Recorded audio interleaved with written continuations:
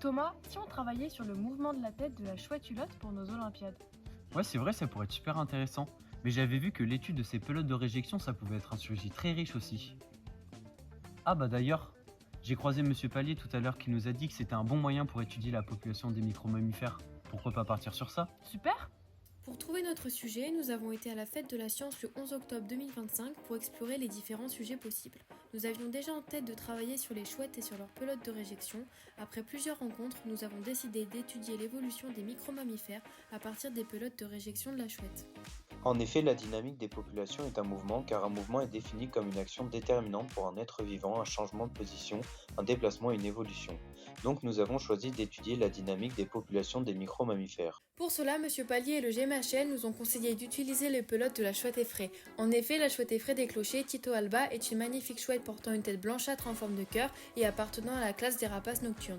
Elle est présente en Creuse et est facile à repérer car elle niche dans des vieux bâtiments, les granges ou les clochers. Elle est donc une candidate parfaite pour notre étude car elle possède un régime alimentaire composé à 95% de micro-mammifères dont elle va rejeter les poils, les os ou encore les plumes sous forme de pelotes lisses, ovales, dites de réjection. Cela nous permet donc d'exploiter ces pelotes afin d'en soutirer des informations très précieuses. Nous avons collecté des pelotes de réjection dans les communes de Saint-Pardoux-d'Arnay et de Saint-Georges-Nigremont chez Madame Larbre. Nous devions alors les disséquer afin d'en extraire les restes de micro-mammifères et pouvoir obtenir des résultats exploitables. Le CPIE des Pays creusois nous a prêté une clé de détermination ainsi qu'une partie du matériel nécessaire. Pour disséquer les pelotes, nous avons dû les congeler pour tuer les parasites. En plus, lorsque nous les disséquions, les pelotes devaient être immergées dans de l'eau javélisée afin d'éviter toute prolifération des bactéries. Nous avons conservé les crânes présents dans les pelotes pour identifier les micro-mammifères.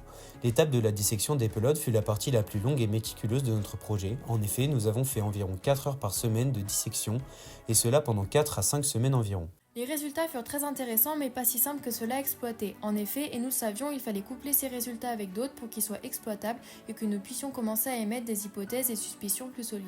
Nous avons alors contacté Loïs Rocher, membre du GMHL, qui a bien voulu nous fournir les seules données qu'il possédait sur Saint-Georges-Nigremont qui datent de 1995.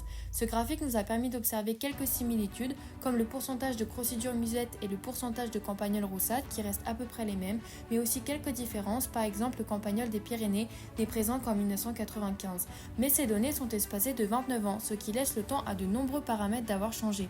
De plus, nous n'avions récolté qu'une cinquantaine de pelotes, ce qui pouvait alors fausser nos résultats par un biais d'échantillonnage. Toutefois, un changement nous a interpellés, celui du campagnol amphibie, car la comparaison des deux graphiques montrait que ce micro-mammifère n'était pas présent en 1995, mais qu'il était présent en 2024 dans nos pelotes. Or, le campagnol amphibie fait partie des espèces protégées en France depuis 2012. Nous avons voulu avoir plus de données pour les comparer avec les nôtres et voir s'il y avait qu'en Creuse que le campagnol amphibie était réapparu.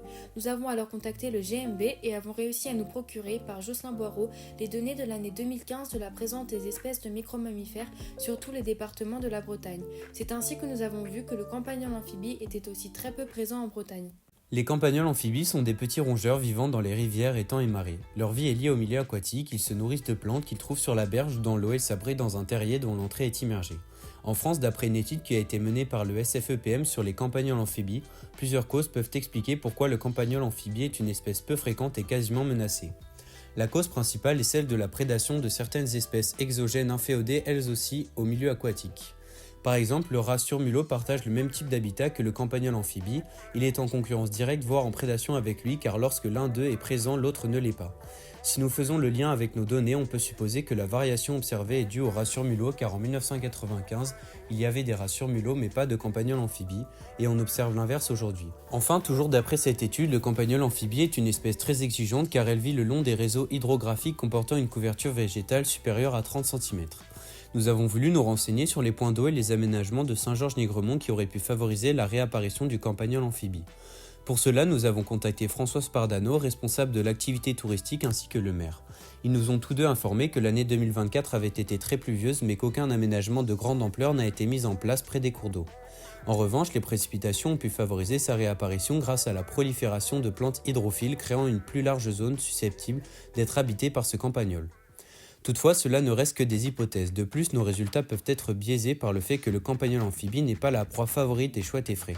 Pour avoir une réelle idée de la dynamique des populations de micro-mammifères, il aurait fallu faire un suivi chaque année.